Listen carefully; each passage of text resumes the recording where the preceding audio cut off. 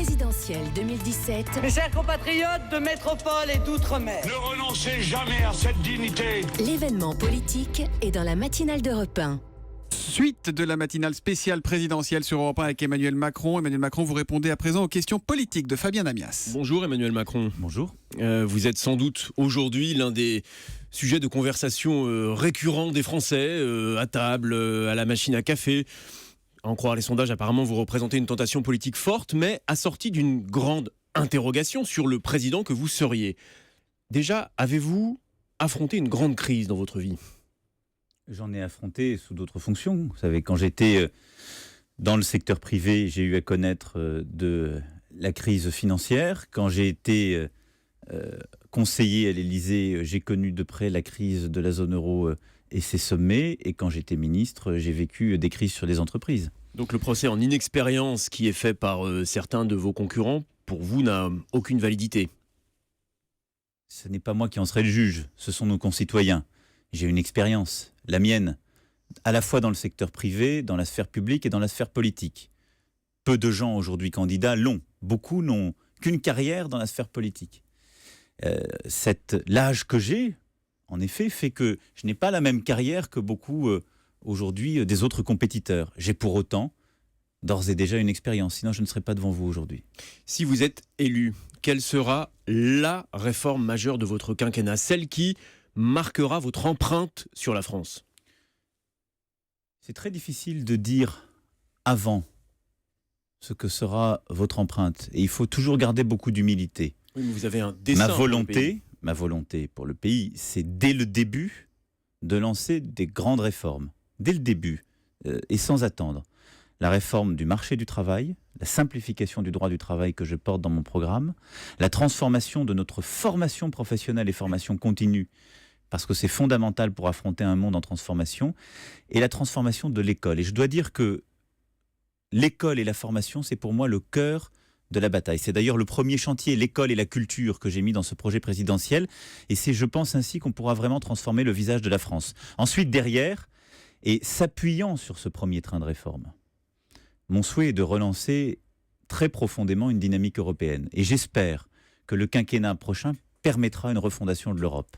Parce que ce sera en même temps la condition de réussite de la France. Vous avez dit hier lors d'une conférence de presse, il faut en finir, on essaie de comprendre quel président vous seriez. Il faut en finir avec un président qui serait responsable de tout. C'est-à-dire finalement en finir avec une forme de monarchie présidentielle telle qu'on l'a vu depuis 1958. Quel sera le vrai patron de l'action gouvernementale ? Vous ou le Premier ministre ? Qui prendra les décisions ? Qui rendra les arbitrages ? Je me permets de vous corriger. Depuis 1958, on n'a pas vu la même forme de président.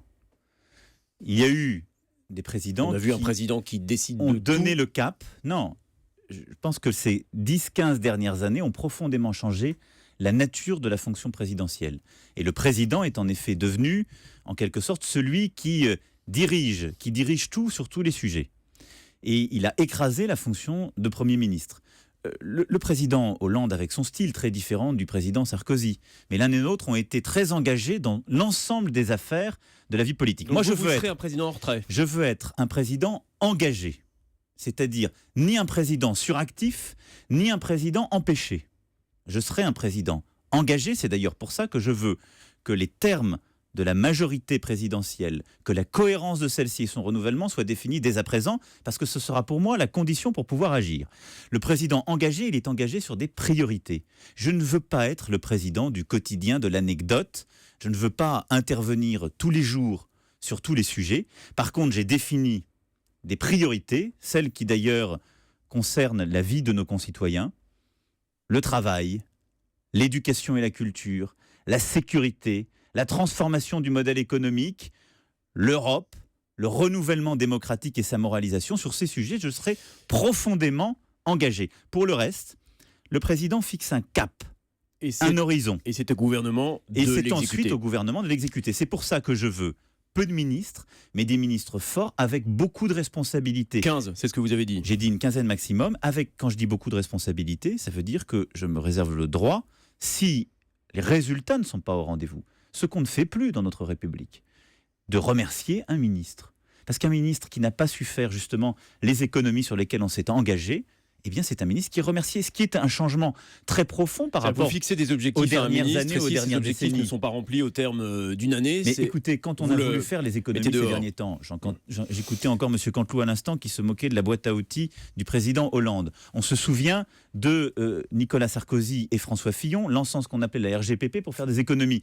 Mais à chaque fois, c'est le président et le Premier ministre qui portent tout, et les ministres sont quasiment en situation d'irresponsabilité. Ils passaient d'ailleurs leur temps à savoir comment se faufiler entre les engagements. Moi, je fixe un cap, des engagements que je prends devant les Français, et ensuite, j'en suis le comptable débiteur, donc je dois être le garant du respect de ces engagements. Ce qui veut dire que derrière, les ministres sont responsables et peuvent être sanctionnés.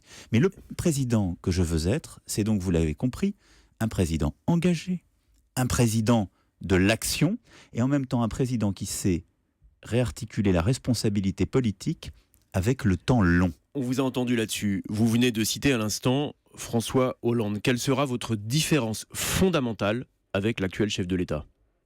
La première, c'est que nous ne sommes pas du tout assis sur la même stratégie, le même rapport au pays et au parti. J'ai construit aujourd'hui ma démarche politique, l'action qui est la mienne, cet engagement sur une refondation profonde de la vie politique française, une liberté complète par rapport justement au parti, et avec une volonté de tourner la page par rapport aux 5 dernières années, et je dirais même par rapport aux 20 dernières années. La deuxième chose, c'est que je n'attendrai pas, et donc dans les décisions, dès le début du quinquennat, je prendrai les réformes fondamentales que je porte. C'est-à-dire, pour se remémorer, François Hollande avait été élu président de la République, il est parti quelque temps, juste après les élections législatives, il y a eu des vacances. Vous resterez à votre poste, vous ne prendrez pas de vacances, vous réformerez le pays dès le début. Vous l'avez bien compris.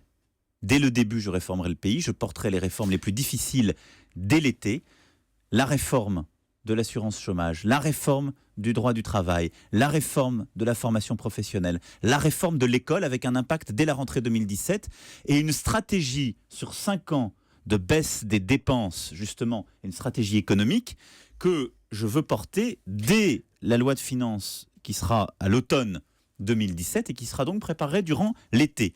De la visibilité, de la clarté dès le début. Et ensuite, une vraie action européenne pour relancer les choses. Emmanuel Macron, encore un petit mot sur François Hollande. Est-ce que vous vous sentez redevable auprès de lui ? Je l'ai dit, je crois, sur votre antenne. Les choses dans la vie politique et humaine ne se passent pas ainsi. J'ai du respect pour l'homme et pour la fonction. On peut avoir de la reconnaissance et des divergences. C'est la vie politique, c'est la vie humaine aussi. Je préfère le terme de reconnaissance à celui de redevable. Je l'ai déjà dit, je ne suis ni un redevable ni un obligé. J'ai du respect pour le président de la République, pour sa personne et sa fonction, et j'ai de la reconnaissance parce qu'il m'a fait confiance. Nous avons ensuite eu des désaccords profonds. J'ai une démarche qui est profondément différente de la sienne. J'ai une expérience, une personnalité radicalement différente de ce qu'il est, et vous l'avez compris, des intentions qui sont profondément différentes du style qui a été le sien, parce que nous ne sommes pas les mêmes. Et c'est en effet le cœur de ma démarche, et cela depuis le 6 avril 2016, c'est de tourner la page. Vous avez dit hier, un soutien c'est une voix, mais ça ne vaut pas une investiture. Est-ce que c'est une forme de dédicace spéciale à Manuel Valls, dont on dit qu'il pourrait annoncer qu'il vous soutient dans les minutes qui viennent ? Non, pas du tout. Et d'ailleurs là-dessus, il faut s'affranchir des sujets de personnes, et il faut essayer de regarder un peu plus loin. Alors là, je vous arrête quand même parce que Manuel Valls, c'est pas une personnalité comme une autre. Non, vous avez raison. Il était Premier ministre il y a encore 3 mois. Il a été votre chef du gouvernement. Est-ce que l'éventuel soutien de Manuel Valls, vous l'accueillez avec plaisir, avec reconnaissance ou avec embarras ? Mais d'abord, je vous invite à entendre ce qu'il va dire. Je ne mène pas une campagne présidentielle pour commenter les prises de position de l'ensemble des membres de la sphère politique. C'est d'ailleurs pour ça que j'ai tenu cette conférence de presse hier en expliquant que depuis 15 jours, l'essentiel de l'intérêt de vos confrères, c'est les affaires de 2 candidats et les ralliements ou les soutiens à votre serviteur. Moi, je préfère qu'on parle du fond et des programmes. Donc, j'ai expliqué quelle était la méthode et la clarté. Mais là, ça n'est pas qu'une histoire de ralliement. Il porte une vision de la gauche. Il a été candidat à la primaire. Ça n'est pas qu'une histoire personnelle. C'est une démarche politique. Mais d'abord, je vous invite à attendre celle-ci. Ensuite, je l'ai dit, ces femmes et ces hommes aujourd'hui s'expriment sur le plan personnel en apportant ou leur soutien ou non. Bon. Et c'est vrai que quand Jean-Yves Le Drian, quand Dominique Perben, quand hier Madame Monchamp ont apporté leur soutien à la démarche qui est la mienne, cela dénote quelque chose et une recomposition de la vie politique. Parce que contrairement à ce qui est souvent dit, nous sommes en train de recomposer, ce qui montre d'ailleurs, je crois, la substance de ce que je proposais dès avril dernier, c'est-à-dire que nous recomposons une offre centrale réunissant des femmes et des hommes qui viennent de la gauche et d'autres de la droite. Il doit y avoir une douzaine d'anciens ministres de Jacques Chirac et de Nicolas Sarkozy qui ont apporté leur soutien aujourd'hui à l'offre qui est la mienne. Macron, c'est intéressant parce que la question qui est posée finalement, c'est pas tant celle de savoir si une fois élu président de la République, vous seriez capable d'obtenir une majorité. Si l'on en croit l'expérience de la Ve République, souvent une majorité parlementaire qui suit une élection présidentielle. En revanche, ce qui peut être intéressant, c'est de savoir de quelle cohérence structurerait cette majorité. Vous venez de citer des personnalités politiques qui n'ont jamais travaillé ensemble, qui ont toujours été opposés. Vous parlez de Perben, vous parlez de Bayrou, vous parlez de Le Drian. Ces gens-là n'ont jamais travaillé ensemble. Quel type de majorité aurez-vous ? Alors, je vous remercie de ce que vous venez de pointer. C'est tout à fait vrai. Ils n'ont jamais travaillé ensemble.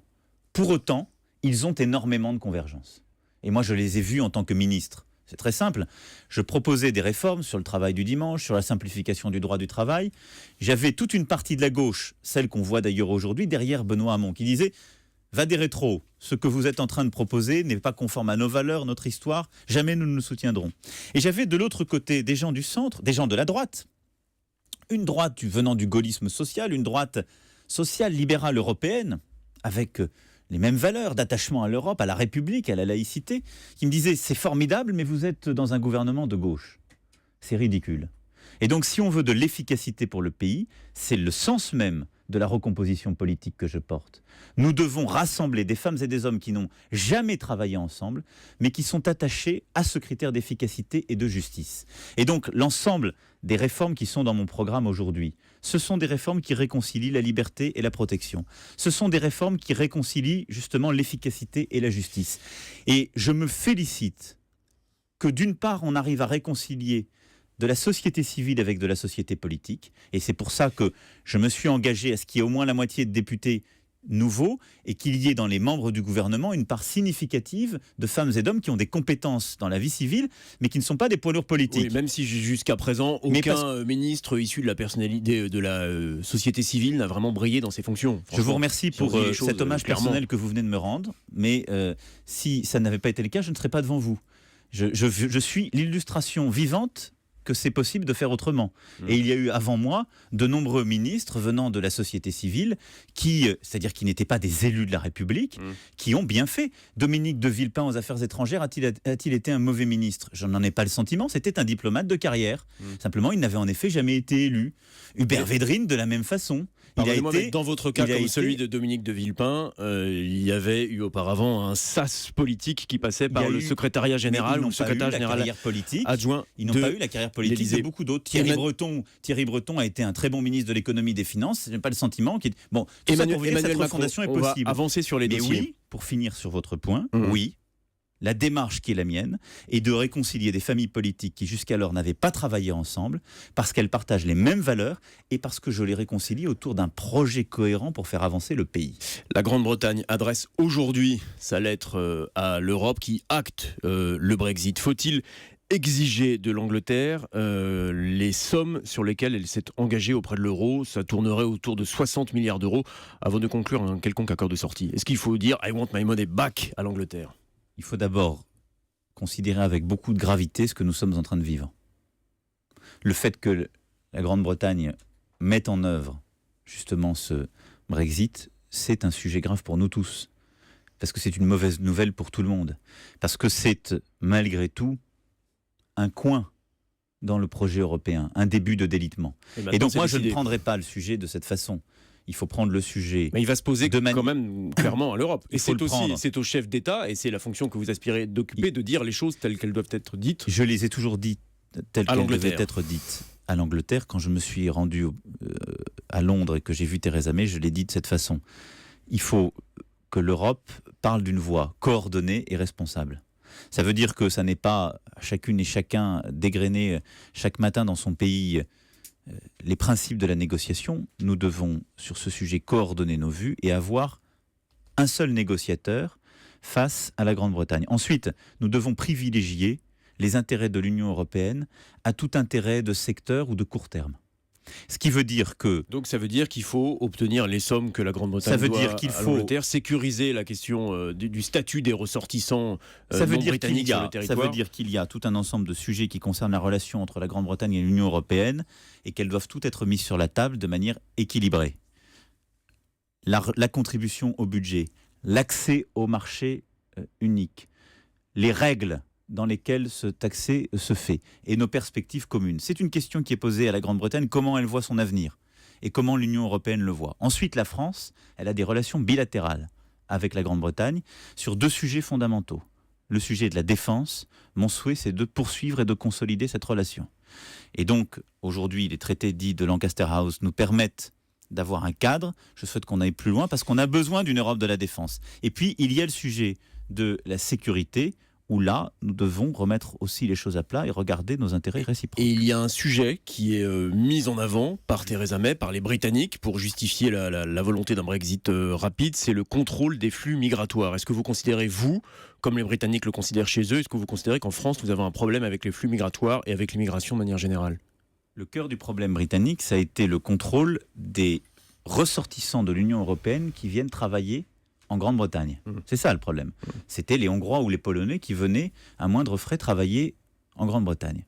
C'est-à-dire, je rappelle, ce pourquoi la Grande-Bretagne, comme plusieurs autres pays, se sont battus il y a 10, 15, 20 ans pour pousser l'Europe dans cette tendance. C'est aujourd'hui un problème. C'est-à-dire que moi, je suis un défenseur de l'Europe, je suis un défenseur de ce qu'on appelle le travail détaché légal, parce que la France, c'est l'un des principaux pays qui envoie ses ressortissants travailler dans des pays voisins. Donc méfions-nous des simplifications. Par contre, nous avons un problème aujourd'hui avec des travailleurs détachés qui viennent de pays de l'Union européenne où, en effet, les coûts salariaux, les minima sociaux sont très faibles, voire n'existent pas.